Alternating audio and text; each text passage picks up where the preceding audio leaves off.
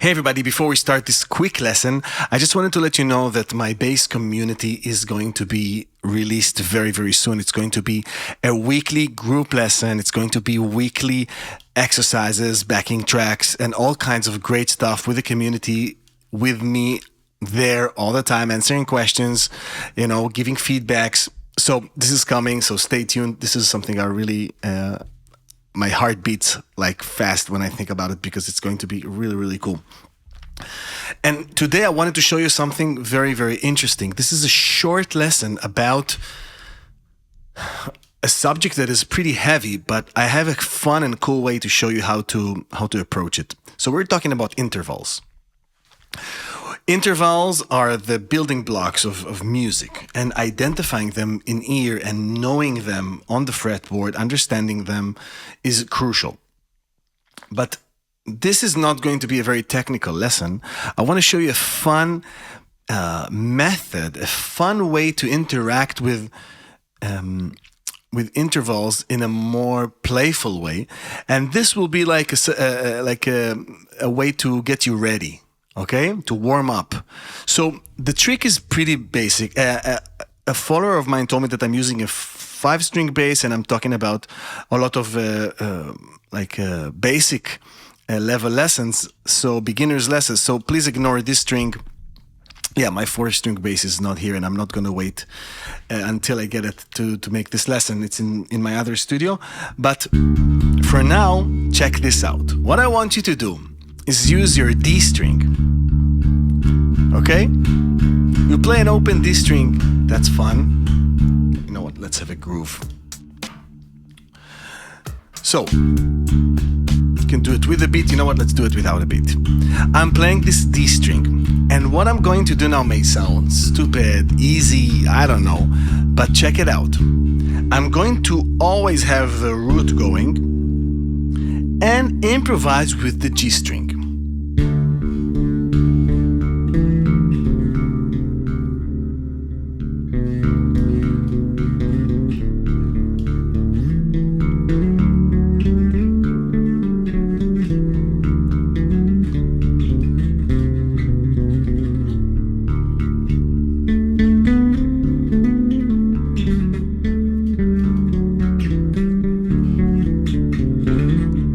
Okay, I'm improvising. Now, that's not what I wanted to show you, but that's how it works. No rhythm, it's just very, very open. The preparation I want you guys to do to the big, long intervals lesson is to play an octave, right? I'm playing D and D, but the names don't matter now. I want you to listen, okay? And try to move around and listen to the different qualities as if there were shapes, colors, objects, and start to give them names, because ear training at the base of it is identifying colors, identifying shapes and patterns in order to analyze them. Now, this is not an ear training per se lesson, but intervals, to understand intervals, we really need to learn to also listen to them. Half step, whole step. How beautiful that sounds. Major third, minor third, perfect second, minor second, octave. Again, major, minor, second, minor second, octave.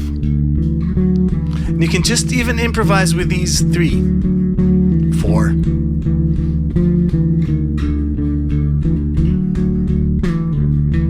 And you don't have to always play the lower string. You can just play it once and concentrate more, and then renew it every a couple of seconds. But that's a great start. 1, 2, 3, minor, second, minor second. Then go to the 4, the sus sound. 4, 5.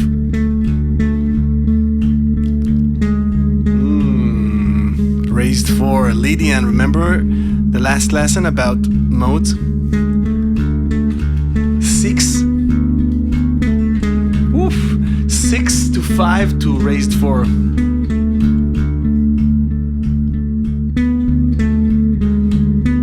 Again, I'm playing always the root for many times because I want to achieve like that you will always have this note.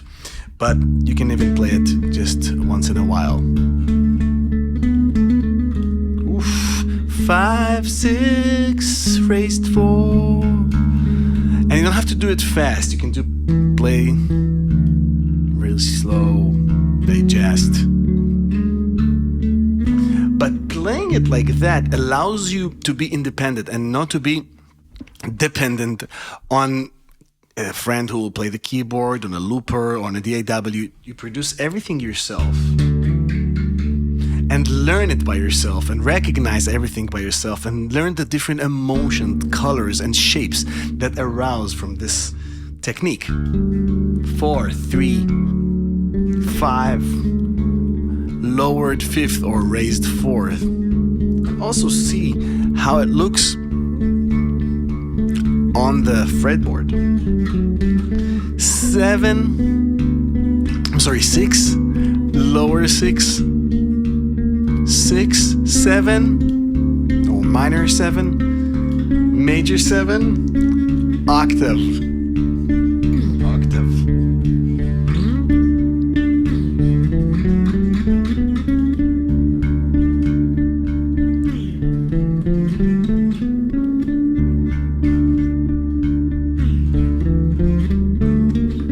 All kinds of scales.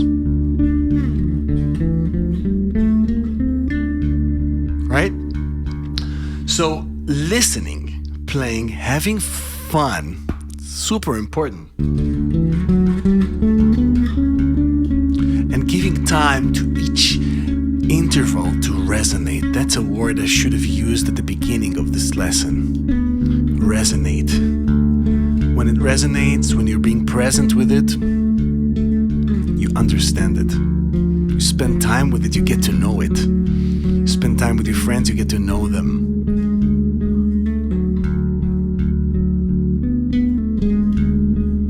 And then you can do it with other strings. Open A string. And it doesn't have to be the next string. It could also be open E string and play with the G string. That takes more technique and more stretching your right hand, but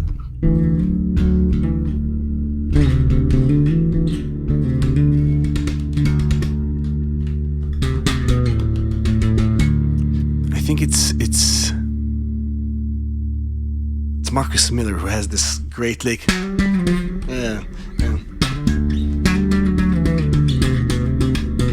Something like that.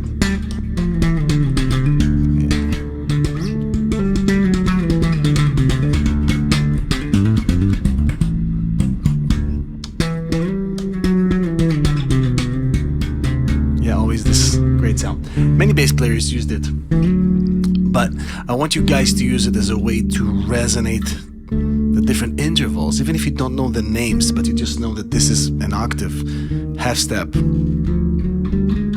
can even go just by half steps and get to know it, and don't be scared of it. Don't be scared to approach it. Don't be scared to talk about it. Don't be scared to touch it. Spend time. Don't be scared to spend time.